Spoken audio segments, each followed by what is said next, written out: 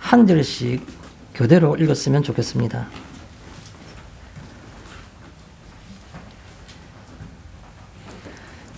제가 먼저 19절을 봉독해 올리겠습니다.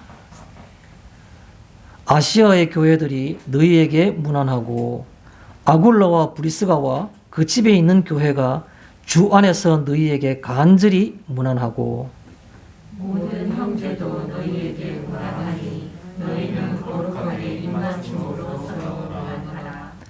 나 바울은 친필로 너희에게 문안하노니 만일 누구든지 주를 사랑하지 아니하면 저주를 받을지어다. 우리 주여 오시옵소서. 주 예수 그리스도의 은혜가 너희와 함께하고 나의 사랑이 그리스도 예수 안에서 너희 모두와 함께할지어다. 아멘.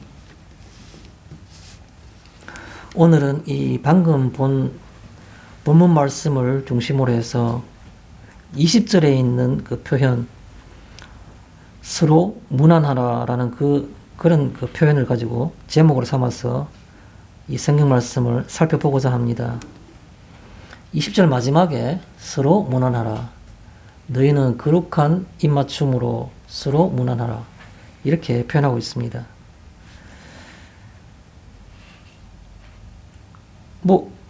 우리가 이 표현을 볼 때, 서로 문안하라라는 표현을 볼 때, 크게 어려운 내용이 없다. 성경 말씀을 깊이 있게 안 살펴보더라도 이해하는 데는 큰 어려움이 없다. 이렇게 아마 생각이 드실 겁니다. 맞습니다. 문안한다는 말 자체를 모르는 사람은 아마 없을 겁니다. 우리가 일반적으로 문안하다라는 말은, 문안이라는 말 자체가 서로 인사를 나누는 거죠. 영어에서는 greeting 이렇게 말하는데, 인사. 그렇지 않으면 또 다른 말로 같은 말입니다만, 안부. 그런 게 문안이라고 볼 수 있죠. 그러나 조금 더 적극적으로 좀 더 깊이 있게 표현한다 그러면, 돌아봄. 이런 것이 바로, 문안하라는 말과 같은 의미라고 볼 수 있습니다. 그래서 그냥, hi, hello, 이렇게 인사를 하는 말 자체만은 아닌 것을 우리가 다 이해하실 수 있지 않습니까? 그래서 인사나 안부 전하는 것을 넘어서는 성도가 성도 간에 서로를 돌아보는 것, 그것에 관해서 이 성경 말씀은 얘기하고 있다는 것을 우리가 먼저 생각을 하셔야 되는 것입니다. 먼저 오늘 우리가 이 16장이 고린도전서의 마지막 장인데, 또 본문 말씀도 이 16장에서도 마지막 끝부분이죠. 어떻게 보면 바울이 편지를 쓸 때마다, 교회에 편지 쓸 때마다 우리가 이미 살펴본 로마서에도 마찬가지고, 또 앞으로 살펴볼 다른 바울 서신도 마찬가지입니다. 항상 끝부분은 서로 문안을 하는 것으로 이렇게 끝나는 경우가 많습니다. 형식적으로. 그렇기 때문에 많은 사람들은 이 본문을 보면서 바울이 항상 일반적인, 늘 하는 습관적인 어떤 그런 편지 마지막 마무리구나 라고 생각할 수도 있는데, 그러나 우리는 여기서 다시 한번 뭘 생각해 보는 것이, 꼭 알아야 될 것이 있다고 저는 그렇게 생각이 드는 겁니다. 그것을 오늘 말씀드리고자 합니다. 먼저 우리가 이 본문이 가지고 있는 어떤 성격이랄까요? 배경이랄까요? 제가 간략하게 설명을 해보겠습니다. 아무리 문안 인사를 하더라도 항상 모든 편집글이나 모든 글의 마지막에는 그가 생각하는 어떤 그런 결론적인 부분이 반드시 들어가야 되는 겁니다. 또 여러 성도님들 중에서는 이렇게 생각하시는 분도 있을 겁니다. 이것은 그냥 편집글의 마지막 형식적인 부분이지 여기는 결론이 없다라고 생각할 수 있습니다. 그러나 저는 그 생각에는 동의할 수가 없습니다. 우리가 먼저 고린도전서를 전체를 한번 끝마치는 입장에서 한번 복습을 해보겠습니다. 고린도전서 앞부분은 주로 무슨 얘기가 나왔습니까? 성령의 은사들에 대해서 얘기가 나왔습니다. 성령 은사. 성령의 은사는 교회를 건강하게 하는 것이기 때문에, 그 성령의 은사는 왜 성령 은사가 있는 것이고, 그것을 사용하는 데에는 어떻게 사용해야 된다라는 어떤 그런 질서의, 교회 내에서의 어떤 은사에 대한 사용과 질서, 이런 부분들이 고린도전서 앞부분을 거의 대부분 찾아가고 있었습니다. 그런데 그 은사들에 대한 얘기를 결론 지을 때 고린도서 13장이 등장하는 겁니다. 잘 아시는 것처럼 고린도서 13장은 사랑장이죠. 그래서 수많은 은사들 가운데 그 은사 가운데 제일 큰 은사는 바로 교회를 건강하게 하고 또 성도 가져야 될 가장 큰 어떤 그런 그 기질은 바로 사랑이라는 걸 얘기하고 있습니다. 고린도전서 13장은 13절로 되어 있죠. 고린도전서 13장 13절 13장의 마지막 끝부분입니다. 우리가 잘 아시는 내용입니다. 믿음, 소망, 사랑 이 세 가지는 항상 있을 것인데 그 중에 제일은 사랑이라 라고 결론을 내리고 있는 겁니다. 은사들 가운데 아무리 큰 은사가 있고 아무리 어떤 그 뭐 자기가 신비한 은사라 할더라도 그러나 사랑하는 것만큼 큰 은사는 없다라는 겁니다. 교회를 건강하게 하고 말씀을 증거하고 주의 말씀이 흥하게 전도되는 데 필요한 것은 바로 이 사랑이 가장 큰 은사라는 것을 얘기하고 있는 겁니다. 그 다음에 우리 볼 때 그러면 어떻게 해서 그런 사랑을 베풀면서 사랑이라는 것은 결국은 내가 남에게 뭐를 그 헌신하는 것이고 뭐 베푸는 것인데 세상적인 이치로 보면 내가 이익되는 일이 아니고 내가 손해보는 것을 볼 수 있는 거죠.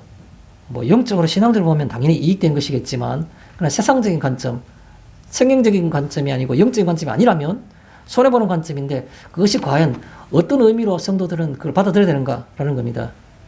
그런데 크게 나온 것들 바로 뭐가 연결되고 있습니까? 14장을 거쳐서 나온 얘기가 바로 지난주에 했던 15장인 겁니다. 15장. 15장이 바로 뭡니까? 부활장이죠. 성도가 누구냐? 하나님의 백성이 누구냐? 우리가 지금 있는 이 현실한 시간의 개념이 뭐냐라는 걸 설명하면서 그것은 바로 부활하신 예수님이 우리에게 베풀어 놓으신 새로운 삶, 하나님의 나라에 살고 있고 우리는 우리가 현실적인 생활에서 다시 이 땅의 삶을 마감하면 다시 새로운 삶이 연속적으로 연결된다는 것, 영원히 죽지 않는다는 것, 그것을 성경에서는 부활이라 말하고 그 부활을 예수님께서 실제로 첫 열매가 돼서 보이셨다는 겁니다. 예수님은 그가 공생의 기간 중에 이 성전을 허물라 내가 사흘 만에 다시 일으키리라 말씀하시면서 늘 말씀하셨죠. 성전은 곧 예수님을 가리키는 것이라 라고 성경이 그렇게 표현하고 있는 겁니다. 예수님 스스로 자기가 이 땅에서의 죽음 가운데 사흘 만에 다시 그 성전을 일으켰다는 것이죠. 여러분, 구약에서 성전이 뭘 의미하는 겁니까? 구약에서 성전은 바로 하나님과 사람이 만나는 어떤 그런 상징으로 표현되고 있습니다. 구약의 성전에 보면 안쪽에 지성소라는 게 있죠. 대제사장이 1년에 한 번밖에 들어갈 수가 없어요. 하나님 계시는 상징인 곳입니다. 그곳에. 그 속에는 언약궤, 법궤가 있었죠. 사람들이 지나가면 성전을 바라볼 때마다 어떤 생각을 할까요? 예루살렘 성전을 바라볼 때마다 하나님이 계시는 곳. 그렇게 생각할 겁니다. 옛날 구약 사람들은 다. 성전이라는 개념은 바로 피조물인 인간이 창조주이신 그 여호와 하나님이라는 신과 만나는 장소, 그의 이름을 둔 곳이라고 표현하는 정도니까 사람과 하나님이 공존하는 곳이라는 개념이 굉장히 머릿속에 있었을 것입니다. 예수님 부활은 바로 뭡니까? 성전이 다시 부활되는 것이고 다시 일으키는 것이죠. 그것은 바로 뭡니까? 하나님과 사람이 분리되는 것이 아니라 영원한 원수라는 것 속에서 다시 합해서 이제는 하나가 되는 한 백성이 되고 한 나라가 되는 것을 보여주는 겁니다. 부활이라는 게. 무슨 말입니까? 예수님이 부활이 없었으면 우리는 아담의 죄 가운데 사망의 권세 아래에 살아야 되지만 예수님의 부활로 통해서 우리는 영원한 나라가 우리의 것으로 다시 회복됐다는 겁니다. 그러면 그것을 내가 소유했다는 사람이 갖고 있는 그 어떤 신분, 그걸 소유했다는 것에 갖고 있는 그 감격, 그 크기, 기쁨, 가치, 이런 것들이 있을 때 내가 잠깐 있다 사라지는 아침 안개 같은 이 땅에서 삶 가운데서는 사랑할 만한 가치가 있다라는 겁니다. 그게 그렇게 연결되는 겁니다. 내가 손해보는 거 아닌가요? 사랑을 베풀면은. 아니요. 아무리 뭐 사랑하고 한들 100년을 넘어가겠습니까? 뭐 요즘 백수하시는 분들 계십니다만은. 그러나 그 영혼의 크기, 또 영혼에서의 그 가치에 대하면 사랑할 만한 가치가 충분히 있다는 겁니다. 아무리 해도 지나치지 않을 정도로. 그래서 이 고린도전서에서는 계속 그 얘기를 하고 있는 거죠. 그런데 고린도전서 15장 부활장의 끝이 어떻게 마무리되고 있습니까? 우리 바로 지난주에 읽었던 성경 본문 말씀입니다. 고린도전서 15장 58절 뭐라 되겠습니까? 그러므로 내 사랑하는 형제들아, 견실하며 흔들리지 말고 항상 주의 일에 더욱 힘쓰는 자들이 되라. 너희 수고가 주 안에서 헛되지 않은 줄 알미라. 이렇게 표현하고 있는 겁니다. 크게 나오는 힘쓰라는 말, 그럼 너희 수고라는 말, 힘쓰고 수고한다는 그 말은 뭘 의미하는 걸까요? 우리가 부활을 나의 것으로 내가 받아들이고 그 속에서의 그 기쁨과 그 가치가 내게는 멸망이 사라져버렸고 사망이 멸망되었다는 것을 내가 그것을 깨달은 사람에게는 무언가 수고가 필요하고 뭐 그런 것이 있는 겁니다. 더욱 힘쓰라는 말, 더욱 힘쓰고 수고한다는 말은 무슨 말일까? 그 부분에 대해서 전체적으로 얘기할 때 부활이 그러면 앞에 사랑장 뒤에 나오더라. 사랑했는데 그 사랑에 이런 가치 있다고 말했는데 하려니까 의지력이 약한 겁니다. 내 것을 내가 넣어야지 사랑할 수 있고 내가 뭔가를 희생하고 양보해야지 사랑할 수 있는데 그걸 할 때마다 부활을 생각하는 겁니다. 그게 바로 힘쓰고 수고해야 될 부분이라는 겁니다. 그러면 오늘 마지막에 오늘 이 앞에 나왔던 부활장의 15장을 받아서 마지막에 16장으로서 마무리할 때 나오는 얘기가 예사롭게 들리는 것은 아니다라는 겁니다. 서로 무난하라는 말 자체가 그냥 얘기하는 거 아닌가요? 그러면 조금 전에 성경 읽었지만 우리가 19절 마지막에 뭐라고 표현하고 있습니까? 마지막에 아굴라와 브리스가와 그 집에 있는 교회가 라고 표현한 다음에 어떤 교회가 주님 안에서 주 안에서 너희에게 뭐라고 표현하고 있습니까? 간절히 무난하고 안부 전하고 인사하는 것 같으면 간절히 안부 전한다는 말씀 아닙니까? 내가 잘했다 이렇게 여러 번 말하면 잘 있는 겁니까? 그게 간절히 무난하는 겁니까? 그건 아니죠. 간절히 무난한다는 말이 무슨 말일까요? 간절히 무난하고라는 말 자체가 사랑하기를 힘쓰고 더욱 수고하고 그런 개념으로 보는 것이 맞다는 겁니다. 앞에 성경과 연결할 때. 그래서 오늘 본문 말씀을 그런 관점에서 빠르게 한번 다시 서술해 보겠습니다. 19절 시작할 때 이렇게 시작하고 있습니다. 아시아의 교회들이 너희에게 무난하고 아시아란 것은 제가 뭐 몇 번 소개를 한 적이 있습니다. 우리가 지금 말하고 있는 아시아와는 좀 다른 겁니다. 지금 말하고 있는 아시아는 현대적인 개념에서의 아시아이고 이 성경 속에서 표현하고 있는 아시아라는 말은 요즘 우리 현대인들은 그것을 작은 아시아, 소아시아라 이렇게 표현합니다. 요즘에 그런 말 잘 안 쓰죠. 일반인은 그렇게 표현하지 않고 교회에서나 표현할 때, 뭐 성경적으로 표현할 때 일반적인 사람들이 아시아라는 말을 우리가 뭐 우리나라도 일본도 뭐 중국도 다 이 아시아 아니냐 이렇게 말하기 때문에 현대적인 개념과는 좀 차이가 있어서 그래서 과거에는 그 당시에 지금부터 약 한 2000년 전에 그 당시에 성경에 기록할 때 이 당시에는 이 부분을 아시아라 불렀다. 현대로 볼 때는 그것은 아시아의 한 부분인 작은 아시아이다. 이렇게 생각할 수 있는 겁니다. 그 당시에 지명 이름 중에서 끝이 이야로 끝나는 것들, 이야는 전부 다가 땅이라는 뜻입니다. 땅, 이야. 그러면 갈라디아, 뭐 무슨 이야라는 게 굉장히 많지 않습니까? 뭐 흔히 하면 전부 다 이야로 끝납니다. 갑바도기아, 뭐 그런 거 많지 않습니까? 아시아 쪽에는 이야라는 개념은 아시아에는 마찬가지입니다만 이야라는 말은 땅이라는 뜻이고 아스라는 말은 동쪽이라는 뜻입니다. 그래서 아시아라는 말은 아스이아라는 뜻입니다. 아스이아라는 말은 동쪽 땅 뜻입니다. 그 당시에 그 서양 문물의 문화의 가장 핵심은 바로 아테네. 성경에서 아덴이죠. 아테네가 바로 그리스 문화의 꽃이고 그가 수도이기 때문에 그리스 문화 문명의 제일 그 발상지고 중심이기 때문에 그 당시 사람들은 그 지역 사람들은 그 아테네가 모든 게 중심이었습니다. 아테네 도시에서 볼 때 정 동쪽 방향 바다 건너 있는 땅, 그 바다 건너 있는 땅, 그 땅을 우리는 지도에서 볼 때 오른쪽에 있는 땅이겠죠. 그 땅을 가리켜서 아스이아, 아시아라 말하는 겁니다. 거기에는 갈라디아, 뭐부터 시작해가지고 여러 교회들이 있었겠죠. 여기 말하고 있는 아시아의 교회들이라고 말할 때에는 바울이 성경 속에서 그가 실제로 개척했던 교회들을 따진다 그러면 주로 골로새 교회가 대표적이라고 볼 수 있습니다. 골로새 교회. 그 다음에 요한계시록에 보면 라오디게아 교회가 나오죠. 라오디게아 교회도 그 소아시아의 대표적인 교회됩니다. 뭐 히에라볼리라든가 뭐 세계 교회사전에 나오는 그런 교회들도 몇 교회들이 거기 속합니다. 바울이 직접 개척을 했든지 바울에게 그 복음을 듣고 난 다음에 사람들이 흩어져서 그곳에서 교회를 세운 교회들이 다 통틀어서 이 아시아에 있는 여러 교회들이 모두 다 너 고린도 교회에게 문안한다 그 뜻입니다. 아시아의 교회들이 너희에게 문안하고 라는 말은 아시아에 있는 수도 없는 많은 교회들이 여러 개의 교회들이 다 고린도 너희 교회에게 문안한다. 사랑을 전한다. 그런 말이 되는 겁니다. 그런 다음에 또 얘기가 나오죠. 아굴라와 브리스가와 그의 집에 있는 교회가 그렇게 표현하고 있습니다. 아굴라와 브리스가는 우리가 잘 아는 사람입니다. 이 사람은 고린도에서 이 고린도 교회가 지금 현재 편지의 수신인인데 고린도 교회에서 이 바울과 함께 사역을 했던 사람들입니다. 이 아굴라는 남자고 브리스가는 그 부인인 아내죠.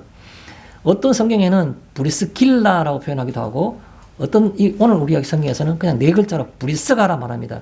뭐 그것은 동일 인물인데 애칭이라 보시면 좀 좋습니다. 애칭.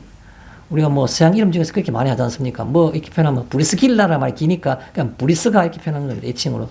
그래서 바울이 워낙 친한 사이다 보니까 그렇게 표현한 겁니다. 아굴라와 브리스가와 또 그의 집에 있는 교회가 옛날에는 교회들은 초기 기독교에서는 교회가 전부 다 집에 있었던 겁니다. 따로 유대인처럼 회당에 모이질 않고 믿는 사람들 모이는 그 집이 바로 그 대표적인 집이 누가 있습니까? 그 우리가 빌레몬서에 나오는 그 수신인 저자인 빌레몬이 자기 집에 교회를 가지고 있었죠. 그거 바로 골로새 교회입니다. 골로새 교회. 그래서 오네시모가 그 바울의 편지를 가지고 빌레몬에 갈 때 그때 골로새 교회에게 문안한다 이렇게 표현하고 있죠. 그래서 그런 교회처럼 뭐 사람이 자기가 중심이 돼가지고 또 우리가 잘 아는 사람만 예를 들면 이런 게 있지 않습니까? 유럽의 첫 그 성이었던 빌립보 교회는 누구 집이었습니까? 자주장사 루디아의 집이었죠. 루디아가 우리 집에서 예배 드리자 해가지고 그래서 예배 드리고 그 바울이 머무른 겁니다. 그게 바로 루디아 집이 빌립보 교회인 겁니다. 그래서 여기 아굴라 브리스가는 원래 로마에 살고 있었던 정통 유대인이었는데 흩어진 유대인이었는데 이 로마 황제가 로마에서부터 유대인들을 추방하는 그 추방령에 따라 가지고 할 수 없이 로마에서 추방을 돼 가지고 그때가 대략 뭐 AD 한 3년, 4년, 5년 그 무렵일 겁니다. 그래서 그 추방됐다가 그래서 어디로 왔냐 고린도란 도시에 이긴 고린도전서의 수신인이죠. 고린도에 와서 머무게 됐는데 그때 바울이 그 전도하는 걸 보고 다시 얘기를 들었고 말씀 복음을 받아들여 가지고 바울과 함께 고린도에서 사역하다가 바울이 다시 에베소로 지금 편지를 쓰고 있는 장소에 에베소로 옮겨왔죠. 옮겨가니까 같이 따라 가지고 에베소로 온 겁니다. 그래서 실제로 그 아굴라와 브리스가가 만든 그 교회는 어떻게 보면 집에 있는 교회니까 그 집에 있는 그 교회와 교회들이 또 너희에게 고린도에게 또 문안한다는 에베소에 지금 있으니까 에베소에 여기서 다시 또 문안한다는 뜻이죠. 그런데 주 안에서 너희에게 간절히 문안하고 라고 말하고 있어요. 간절히 문안한다는 말은 조금 전에 제가 말씀을 드렸지만 진짜 속에 있는 것을 내어놓고 그런 말이 되겠죠. 바울이 이 표현을 할 때 다른 표현을 한 적도 있습니다. 어떤 표현하니까 빌립보서 1장 8절에 보면 이런 말을 했습니다. 내가 예수 그리스도의 심장으로 너희를 사랑한다. 그렇게 표현하고 있습니다. 바울이 표현을 달리하지만 그 사랑한다는 말, 형제 간의 사랑을, 성도 간의 사랑을 얘기할 때 표현을 달리하는데 어떻게 하면 이것을 표현할 수 있을까 해서 많이 노력했던 흔적들이 보이는 겁니다. 여기서는 간절히 문안하고 표현했고 빌립보서 1장에 보면 예수 그리스도의 심장으로 너희를 사랑하고 그렇게 표현하고 있는 겁니다.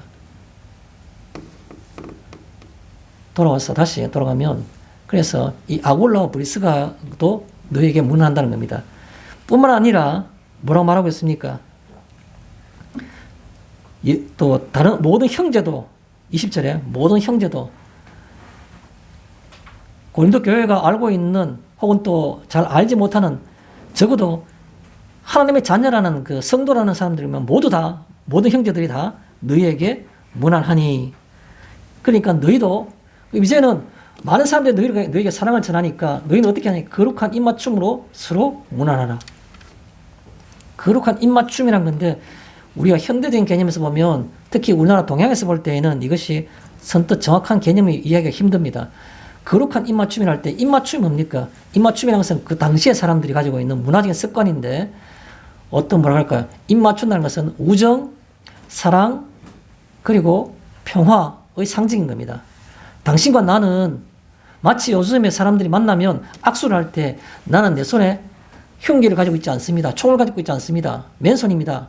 난 당신과 함께 이렇게 맨손으로 만나길 원합니다. 라고 말하는 것처럼 그 당시에는 입맞춤 하는 겁니다. 나는 평화를 원합니다. 나와 당신은, 나는 당신에 대해서 평화를 원합니다. 그게 바로 입맞춤인 겁니다. 그래서 뭐 우정이나 사랑을 표현하지만 입맞춤이라는 것은 상호간의 어떤 평화를 상징하는 어떤 문화적인 어떤 그런 습관이 바로 입맞춤인 겁니다. 거룩한 입맞춤을 하라라는 말은 우리 서로 간에 평화를 서로 간에 누리고 또 평화를 우리가 추구하고 그런 뜻으로 서로를 하는 거예요. 성도 간에 너희도 성도 간에 무난하란 말은 뭡니까? 성도 간에 서로 평화를 누리고 서로 평강을 나누라는 겁니다. 뭐 다른 긴 얘기는 조금 이따 하기로 하겠습니다. 다시 들어가면 21절에 나 바울은 친필로 너희에게 문안하노니, 바울이 거의 대부분의 바울 서신들은 대피를 시키고, 특히 우리가 지난번에 봤던 로마서는 드디오라는 사람을 통해 가지고 다 편지를 기록하게 한 다음에 마지막으로 나는 친필로 기록한다고 표현한 표현이 있었죠. 똑같습니다. 이게도 나 바울은 친필로 너희에게 문안하노니, 나도 너희에게 문안한다는 겁니다. 내가 어떤 그 신분적으로나 보면 너희들 교회를 세웠고 너희를 가르쳐야 될 입장이지만, 그러나 나도 너희에게 종과 같이 되어서 너희를 섬기기 위해서 나도 너희에게 문안한다는 겁니다. 그러고 난 다음에 마지막에 있는 그 바울의 권면과 선언이 있습니다.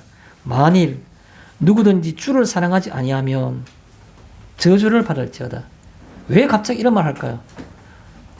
문안에 대해서 얘기하다가 갑자기 주를 사랑하지 아니하면이라는 말을 왜 했을까요? 역설적인 겁니다. 너희가 주를 사랑한다면 문안하는 것이 당연하지 않겠나? 그 말하고 있는 겁니다. 주를 사랑하지 아니하면이란 말은 너희들이 주님을 사랑한다며, 주님의 길을 따른다며, 제자라며, 그러면 문안하는 것이 당연하다. 이 말을 역설적으로 강조하고 있는 겁니다. 만일 누구든지 주를 사랑하지 아니하면, 주를 사랑하지 않으면 문안하지 않아도 돼. 그런 말로 역설적으로 강조하고 있는 거죠. 저주를 받을지어다. 우리 주여 오시옵소서. 이 우리 주여 오시옵소서라는 말은 굉장히 좀 익숙한 표현이지 않습니까? 우리가 흔히 이것을 우리가 교회에서는 영어로 마라나타라 말합니다. 마라나타. 어디 나온 얘기입니까? 우리의 성경 가운데 제일 뒤에, 우리 성경 중에 제일 뒤에 성경이 뭡니까? 요한계시록이죠. 요한계시록. 요한계시록은 마지막 장이 22장입니다. 그런데 요한계시록 22장에는 절수가 마지막이 21절로 끝납니다. 21절로 끝나는데 바로 끝나기 한 절 앞에 20절에 이 얘기가 나온 겁니다. 20절. 요한계시록 22장 20절에 아멘 주 예수여 오시옵소서라는 표현이 이 표현인 겁니다. 우리 주여 오시옵소서. 똑같은 표현입니다. 마라나타는 말이에요. 연결하면 요한계시록의 20절에는 아멘 주 예수여 오시옵소서 난 다음에 마지막 21절, 이 성경의 신약성경의 마지막이자 이 성경의 마지막 기록인 성령의 감동과 그 선언이 마지막으로 끝나는 얘기가 무슨 절입니까? 21절입니다. 주 예수의 은혜가 모든 자에게 있을지어다. 아멘. 이게 성경의 마지막 기록입니다. 아멘 주 예수의 오시옵소서라는 말은 뭡니까? 예수님의 재림을 기다린다는 말이죠. 이미 이룬 부활로 인해서 승리의 그날 나타나는 그 재림을 기다린다. 그런데 재림이 될 때까지는 사람이 이 땅 가운데에서 이 땅의 삶을 해야 되는 겁니다. 그럴 때 사람의 힘으로는 살 수 없으니까 날마다, 때마다, 시간마다 주의 은혜가 하나님의 백성 위에 임하기를, 그게 마지막 선언인 겁니다. 성경의 마지막. 사람이 이 땅 위에 삶을 살아가는데도 불구하고 사람 혼자 살아갈 수 없으니까 예수의 은혜가 이들 위에 넘치기를, 지속되기를 할지어다. 아멘. 그렇게 끝난 겁니다. 주 예수의 은혜가 모든 자에게 있을지어다. 아멘. 이게 성경의 끝인 겁니다. 여기 그 얘기하고 있는 겁니다. 우리가 때로는 피곤하고 때로는 힘들고 신앙생활이 반복적인 것 같고 아무 의미 없는 것 같이 느낄 때가 있지 않습니까?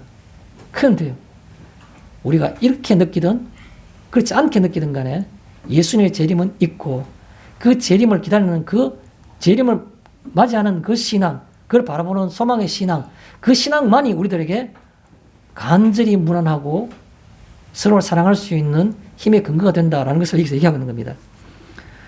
마지막에 나의 사랑이 24절입니다. 그리스도 예수 안에서 너희 무리와 함께 할지어다.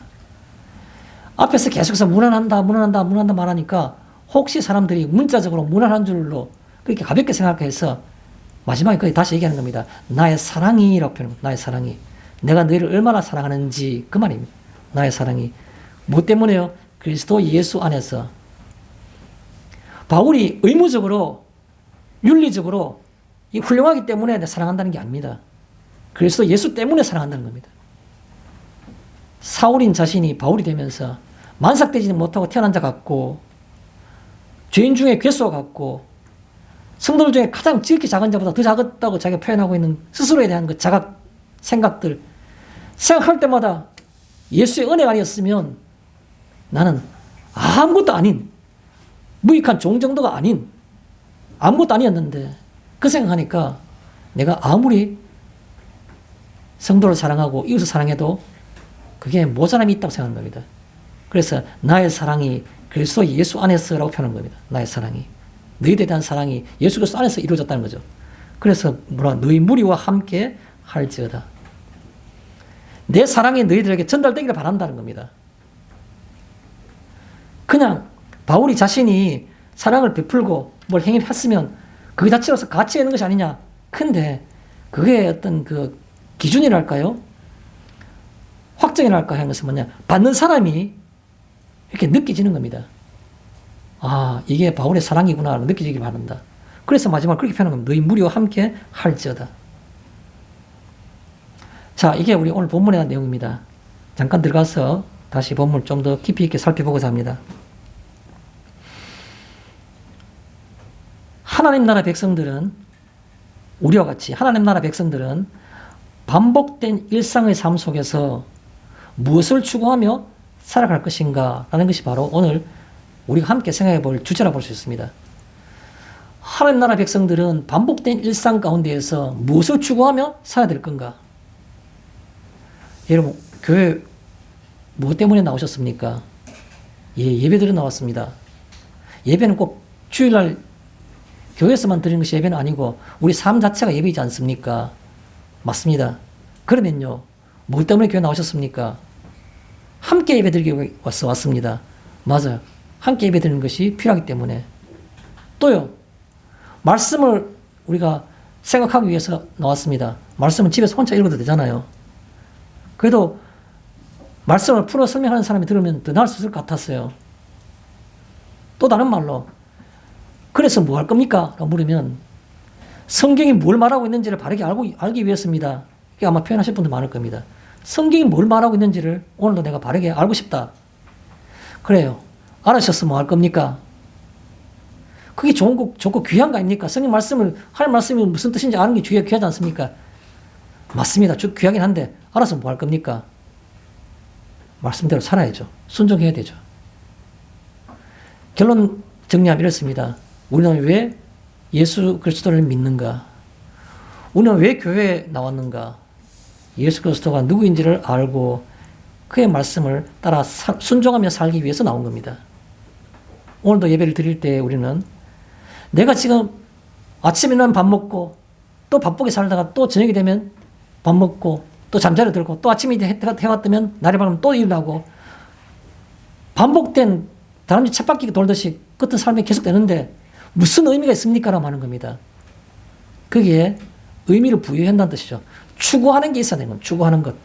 추구하는 걸 다른 말로 표현하면 뭐하면 됩니까? 삶의 지향점 혹은 삶의 방법. 나는 똑같은 시간에 무의미한 흐름이 아니고 똑같은 시간의 흐름이라도 그것은 의미 있는 시간의 흐름이 되어야 되는 거죠.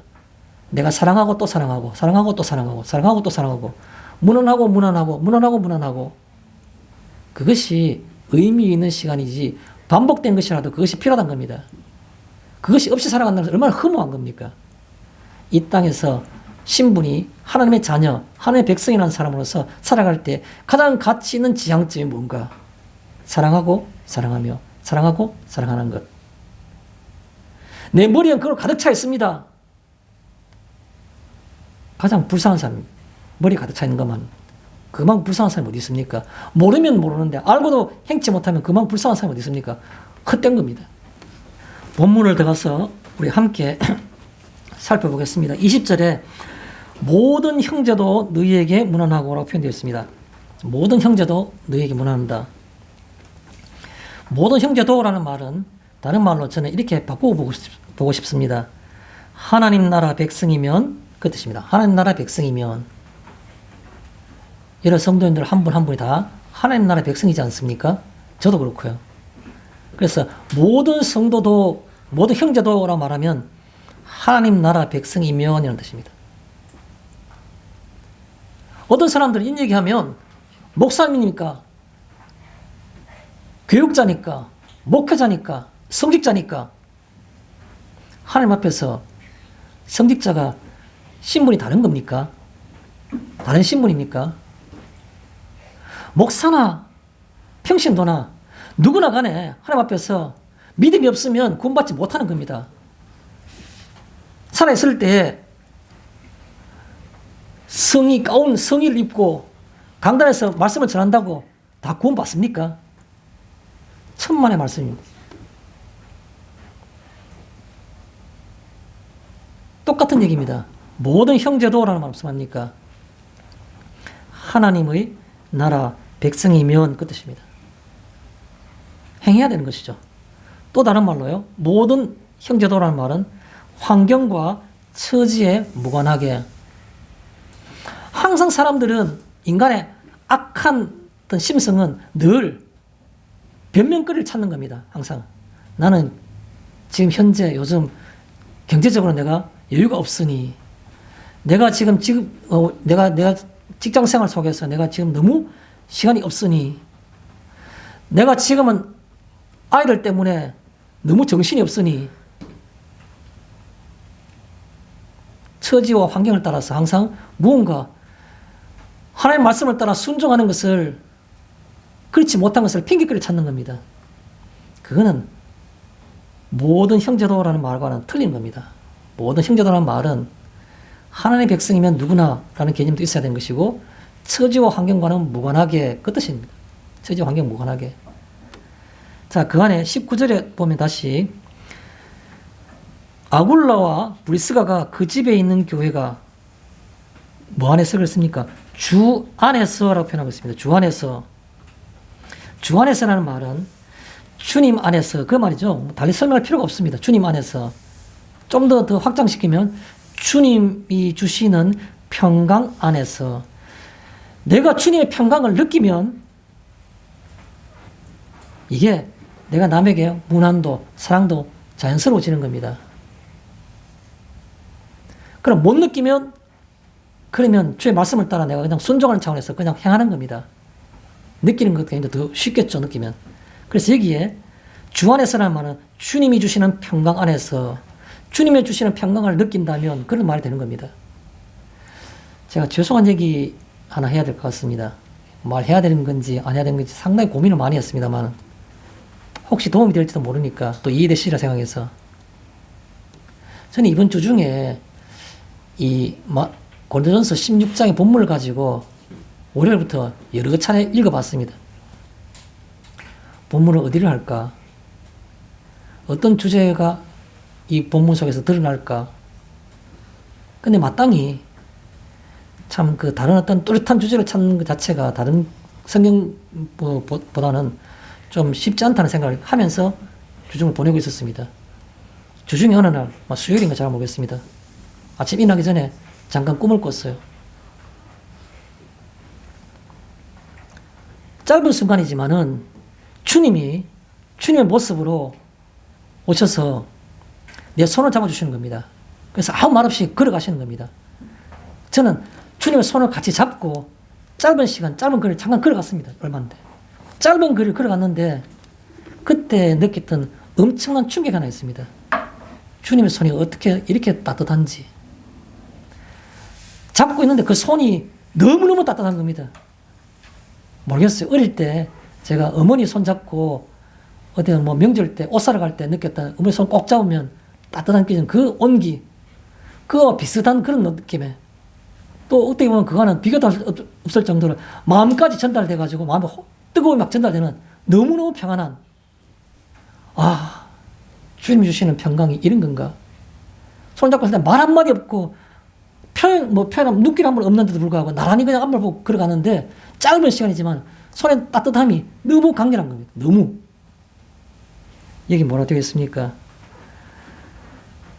주 안에서 아굴라 브리스가와 그 집에 있는 교회가 주 안에서 너희에게 간절히 문안하고 그 평강을 주님의 평강을 내가 생각하고 느낀다면은 간절히 문안할 수밖에 없는 겁니다. 간절히 문안. 그 사랑이 여기 나오는 주 안에서란 말은 주님의 평강 안에서 우리가 주님의 평강을 느낀다면 그런 말로 표현할 수 있다는 말이죠. 또 다른 말로 표현하면 주 안에서란 말은 주님을 따라가는, 주 안에서라는 말은 주님이 가시고자 했던 그 길을 나도 함께 걸어가는 겁니다.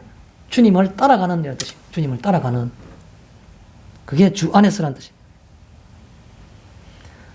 또 주 안에서라는 말은 주님을 대하고 싶은, 주님을 만나고 싶은 그런 말인 겁니다. 주님을 만나고 싶은 그런 감정 속에서 내가 간절히 문안하는 겁니다. 어떻게 하면 간절히 문안할까요? 아굴라 브리스가와 그의 집에 있는 교회가 주 안에서 너희에게 간절히 문안하고 그 사람은 어떻게 간절히 문안할 수 있을까요? 주님을 만나고 싶은 그 말이겠죠. 주님을 어떻게 만날 수 있고 주님을 어떻게 이렇게 앞에서 행동할 수 있습니까? 마태복음 18장 5절에 이런 말이 있습니다. 또 누구든지 내 이름으로 이 어린아이 하나를 영접하면 곧 나를 영접함이니. 마태복음 18장 5절에 있는 말씀입니다. 우리 주님 어떻게 영접하고 우리 주님 어떻게 따라갈 수 있고 대할 수 있습니까? 주님의 이름으로, 예수의 이름으로 어린아이 하나를 영접하면 되는 겁니다. 내가 예수님께서 말씀하실 때, 재림했을 때 많은 사람들이 주여 우리가 언제 주를 영접해나니까 내가 어린아이 하나 영접했을 때 그 불쌍한 사람 하나 그 영접했을 때 도와줬을 때 그게 바로 나게 한 것이라 라고 예수님께서 말씀하셨죠. 그 개념이 바로 이 18장 5절에 있는 말씀입니다. 아주 작은 이 어린아이 하나를 영접하면 곧 나를 영접함이라. 그게 바로 주님을 마주하는, 주님을 대하고 싶은, 그게 바로 주 안에서라는 뜻입니다. 자, 그 다음에 19절에 보면 간절히 문안하고, 저는 볼 때 아주 특별한 독특한 표현이라고 생각합니다. 그냥 문안하는데 간절히 문안하고 라는 표현입니다. 그 말은 무슨 의미인가? 저는 이렇게 표현하고 싶습니다. 가장 우선적인 무엇보다도 이것을 먼저 하고 싶은, 가치를 볼 때는 앞에 두고 싶은 그 뜻입니다. 내가 좋은 옷을 입고 고상한 말을 하고 지갑이 빵빵하게 돈이 많고 명예가 있고 다 갖고 싶은 것들 중에 하나일 겁니다. 아마. 그러나 그런 것보다도 먼저 우선하는 것은 뭡니까? 간절히 문안하고 하는 것은 가장 우선적인 그 뜻입니다. 남을 사랑하고 남을 나보다 낮게 여기고, 이게 어떤 가치보다도 이 땅의 삶 가운데서 가장 우선적이 되어야 한다는 겁니다. 사랑하십니까? 예, 사랑합니다. 누구 사랑합니까? 사랑할 만한 사람 사랑합니다. 이방인도 다 그렇게 한다고 이렇게 예수님 말씀하셨습니다. 사랑하는 자를 사랑한다 그러면 무엇이 다릅니까? 사랑할 만하지 못한 사람을 사랑하는 게 그게 사랑이란 겁니다. 이게 간절히 문안하고 가장 우선적인 그 뜻입니다. 또 다르게 표현한다면 간절히 문안하고라는 말은 온 마음을 다해야 하는 뜻입니다. 마음을 다하는 겁니다. 형식을 하는 게 아니고. 또 다르게 표현하면요, 내 몸과 같이라는 겁니다. 좀 잘 아는 표현이죠. 제가 이와 참고가 될 만한 성경 말씀 한 군데를 소개하겠습니다. 야고보서, 성경 야고보서 있죠. 시작성의 뒤쪽에 2장 15절과 16절에 이런 말씀이 있습니다. 야고보서 2장 15절, 16절. 만일 형제나 자매가 헐벗고 일용할 양식이 없는데 너희 중에 누구든지 그에게 이르되 평안히 가라, 덥게 하라, 배부르게 하라 하며 그 몸에 쓸 것을 주지 않는다면 무슨 유익이 있으리요? 표현한 겁니다. 어렵지 않은 내용이죠. 우리 주변에 형제나 자매가 있는데 그 형제나 자매가 어려운 환경에 있는 겁니다. 헐벗고, 옷이 남루하다는 뜻이겠죠. 헐벗고, 그 다음에 이런 양식이 없는데, 그런데 너희 중에 누구든지 그게 말로 하는 거, 말로. 잘 가거라, 평안히 가거라. 또 덥게 하라. 안 춥게 다니거라. 옷 좀 많이 입고 다니거라. 안 춥게 다니거라. 또 마지막 할 때는 배부르게 하라. 너무 추우면 배고프면 안 되지. 건강을 생각해서 꼭 음식 제때 잘 챙겨 먹어라. 이런 말만 한다는 겁니다. 하면서 그 몸에 필요할 것을 주지 아니하면 무슨 유익이 있으리요? 우리의 삶 속에서 그런 게 없는가요? 이 말이 간절히 무난하고라는 말을 달리 표현할 때 내 몸과 같이라는 말로 표현할 수 있다는 겁니다. 자, 두 번째, 거룩한 입맞춤. 제가 말씀을 드렸죠. 우정이나 사랑이나 평화를 상징하는 것이라고요. 이 거룩한 입맞춤은 내가 형식적으로 사랑한 게 아닌 겁니다. 그래서 가식이 아닌이란 말입니다. 입맞춤 할 때 여러분, 입맞춤 하고 싶지 않은 사람과 입맞춤이 가능합니까? 불가능한 겁니다. 그래서 입맞춤이라는 것은 진정으로 마음이 입맞춤을 하다가 전혀 부담감이 없는 그런 상대라야지 입맞춤이 가능한 겁니다. 다른 말로 가식이 없는 겁니다. 입맞춤, 거룩한 입맞춤으로 가식이 없는 겁니다.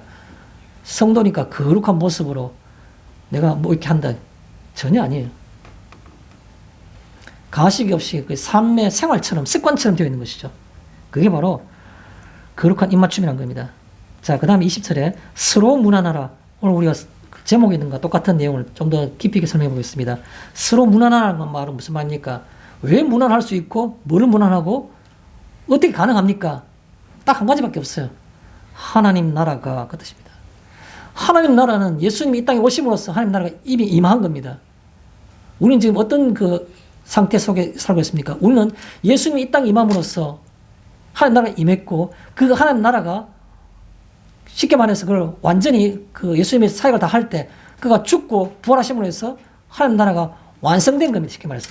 완성됐지만 아직까지 시기적으로 완전히 결론이 난 건 아니죠. 그래서 제가 늘 말씀드리는 그 두 단어, 이미와 아직의 관계 속에 있는 것이 바로 우리가 현실인 겁니다. 이미와 아직.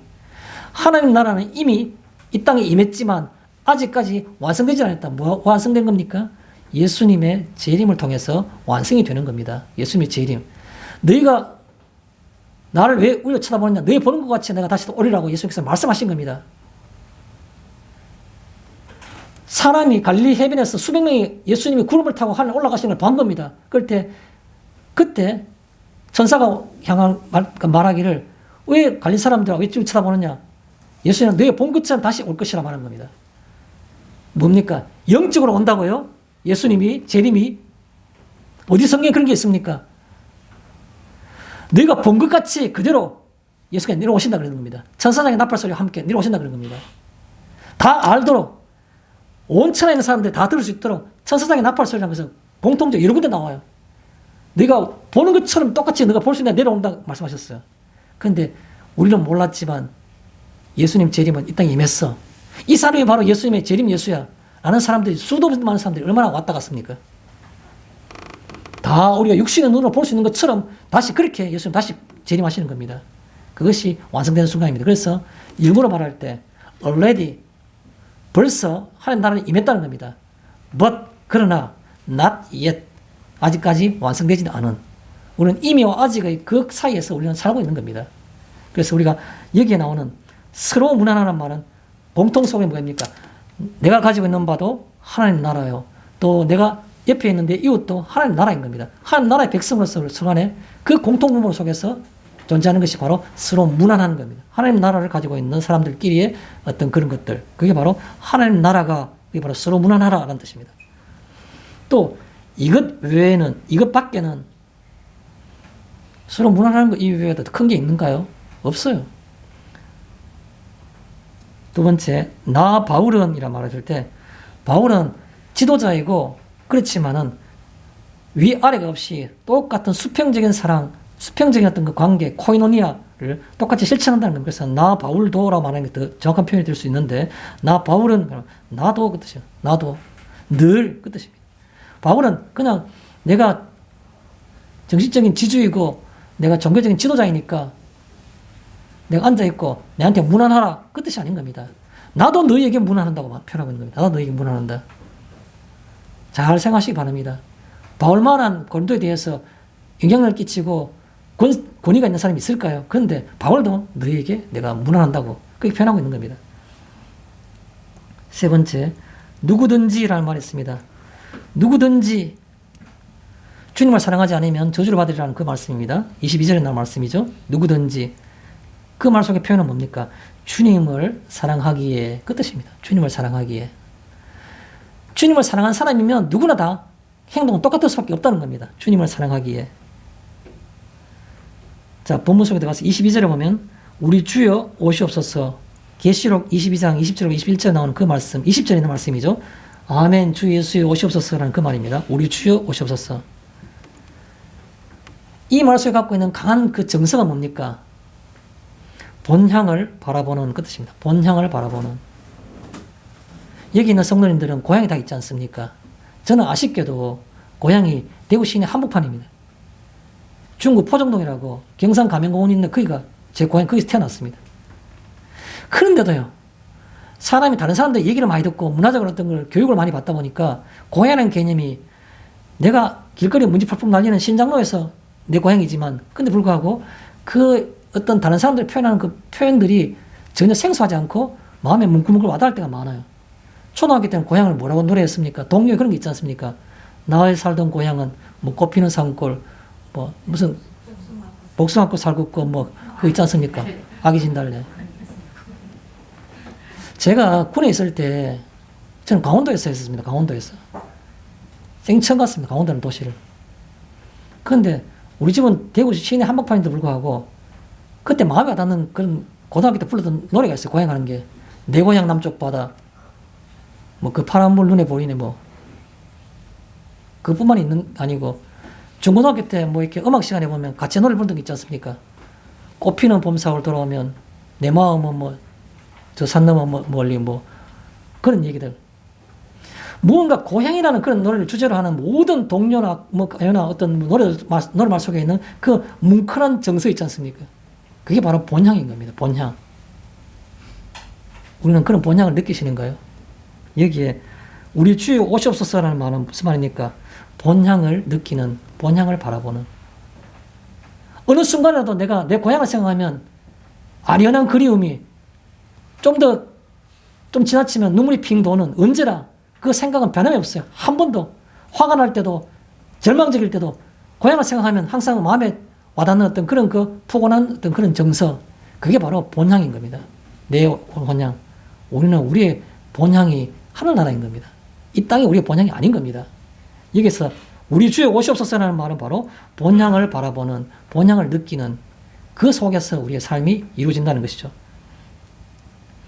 다른 말로 표현하면 수고와 눈물이 더 이상 필요 없는 그 뜻입니다. 수고와 눈물이 더 이상 필요 없는 이 땅의 삶은 어떠한 삶이라도 심적 고통을 일으키는 수고와 눈물은 있게 되어 있는 겁니다. 그래서 수고와 눈물이 필요 없는, 더 이상 없는 그것이 바로 우리 주여 오시옵소서라는 말이 속해 있는 내용들입니다. 마지막 한마디만 더 말씀드리겠습니다. 우리 주여 오시옵소서라는 말 속에서 저는 표현하고 싶은 표현이 하나 있습니다. 그 표현이 바로 뭐냐 하면 이제 조금만 더 가면 그 뜻입니다. 이제 조금만 더 가면 우리가 십자가의 길을 간다고 때로는 그 길가 먼 것 같지만 그래도 넘어지고 무릎이 깨지고 힘들었고 옆길로 가곤 했지만 언젠간 다시 돌아와서 그 길을 묵묵히 따라가고 있는데 이제 조금만 더 가면 그게 바로 우리 주여 오시옵소서라는 속에 속해 있는 개념이란 겁니다. 이제 조금만 더 가면.